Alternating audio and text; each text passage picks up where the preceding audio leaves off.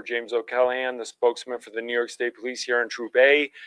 Today, our speakers are going to be the Bureau of Criminal Investigation Captain Dan Howard, who's behind me, and then you have Genesee County District Attorney Kevin Fennell, and then we have a few other people joining us from the District Attorney's Office, and then Troop T, Lieutenant Joseph Palucci is behind me as well.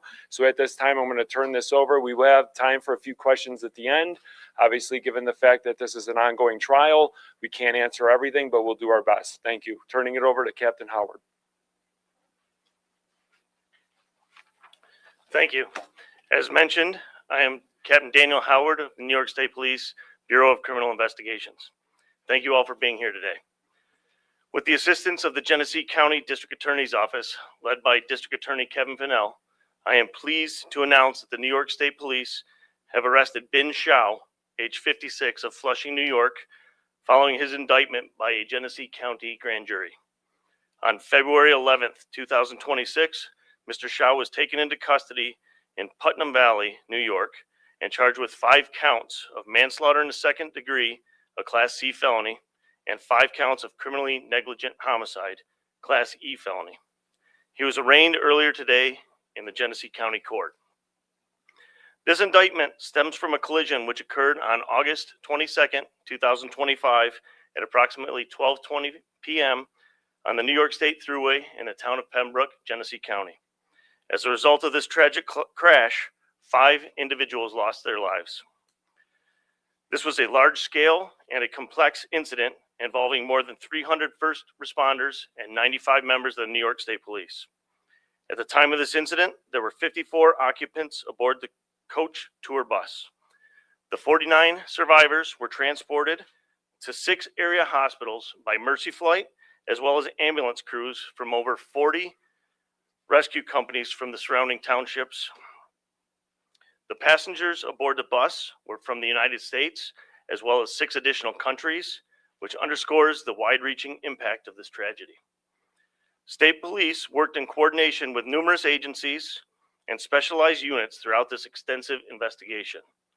Investigators conducted interviews with passengers, hospital staff, and witnesses. We processed a multitude of digital evidence, and the incident was reconstructed by the Troop A Collision Reconstruction Unit. These comprehensive efforts spanned several months and ultimately led us to where we are today. This case displays the dedicated investigative work by our members as well as those of our partnering agencies. We extend our continued condolences to the families and the loved ones of those affected by this incident, and we appreciate their patience throughout the investigative process. I would also like to recognize the many agencies and the personnel who assisted the state police in this response and our investigation. The collaborative efforts by all involved was extraordinary. At this time, I would like to thank the District Attorney, Mr. Kevin Fennell, for his partnership, and I will turn the podium over to him.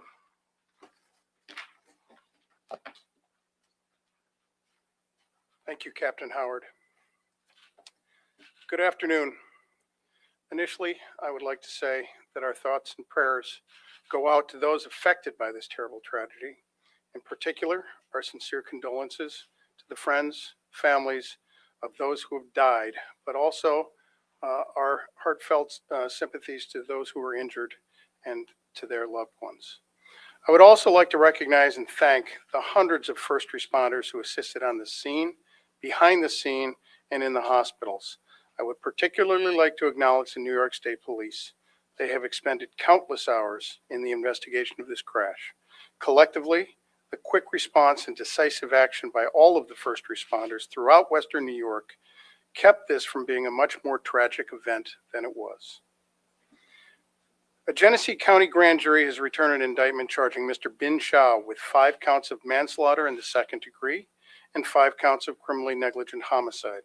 1 count of each offense corresponds to each of the 5 individuals who lost their life as a result of this crash. Mr. Shao was arraigned this afternoon on the 10 counts contained in the indictment. He entered a plea of not guilty, and bail was set at $100,000. At the time of the crash, Mr. Shao was the operator. He was the driver of the tour bus. There's no evidence of drug or alcohol impairment. The charges stem from the decisions made and the actions taken by Mr. Shao as he operated the bus on the New York State Thruway in Pembroke.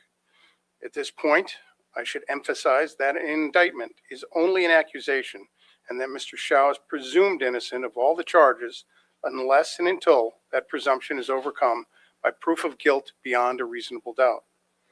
With that in mind, the charge of manslaughter in the second degree is a Class C felony, and upon conviction, a court would have a wide sentencing range from an unconditional discharge to probation or as much as 5 to 15 years in state prison.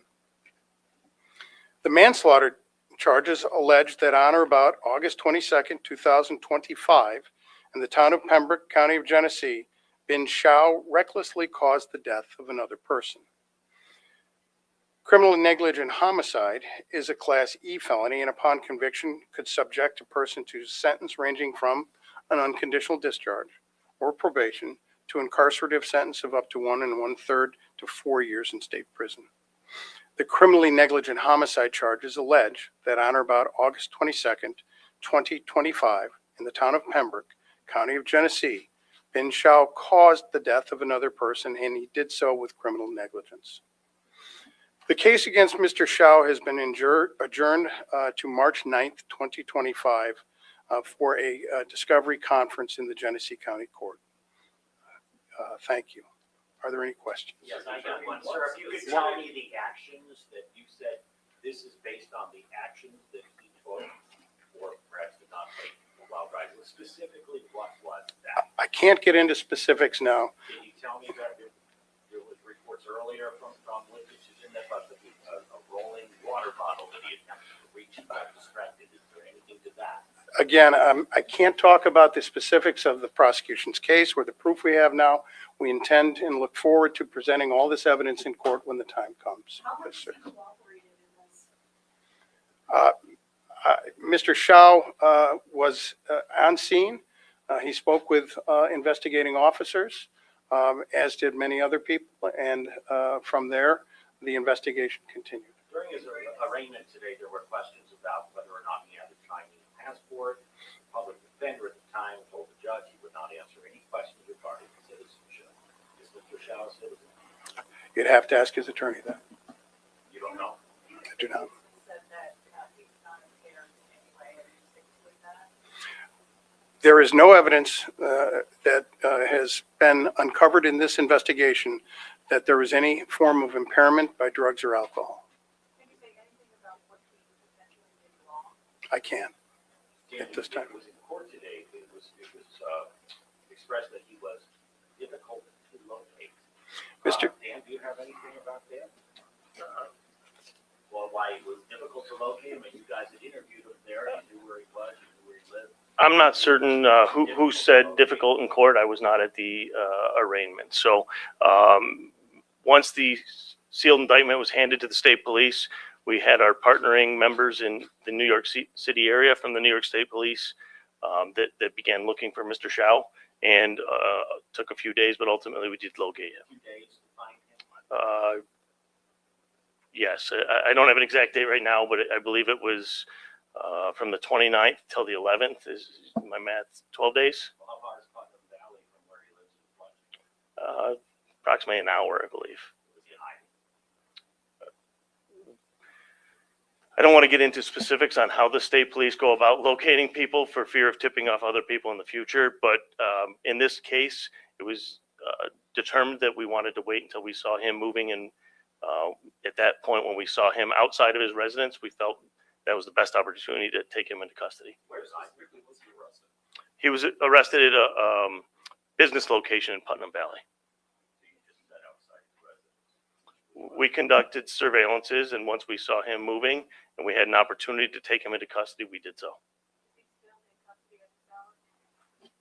He is until and unless he posts bail. How much is bail? $100,000 cash, $200,000 insurance company bond, or $400,000 partially secured by 10%. And where is he locked up? Genesee County Jail. Was there an effort to remand him, to keep him in custody? The bail, there was a request for bail. Our recommendation was for the bail that I just set forth. Is there any information you can share about his background experienced coach bus driver? Any information on that? I have nothing to share in that regard. How does this affect the company you work for? I couldn't answer that. So the company is not being held liable, strictly just at this point criminally charging the driver. Criminally, the only person charged in this event is the driver. He was distracted while he was driving? Is that fair to say? Again, we're not going to get into the evidence that we will present in court. It's the actions and decisions he made support the indictment. That's all I can say right now. Any more questions? Well, were there any considerations for charges against, that had to do with those who were injured? There were some of the people injured. This clearly has to do with the people who were killed. Correct. The logistics of presenting all the charges for injured people who are scattered throughout the world were significant. The charges Mr. Shaw was indicted with are the most serious charges that could come out of this incident, and we felt that that was adequate to hold him accountable for his actions on that day. Is there a timeline as far as when the indictment was returned and when he was arrested? I can't give you the timeline exactly. Indictment was returned, an arrest warrant was issued, and you heard the captain talk about their processes. Was that this month? The indictment was returned at the end of January, and again, you've heard the process. All right, thank you very Thank you. much.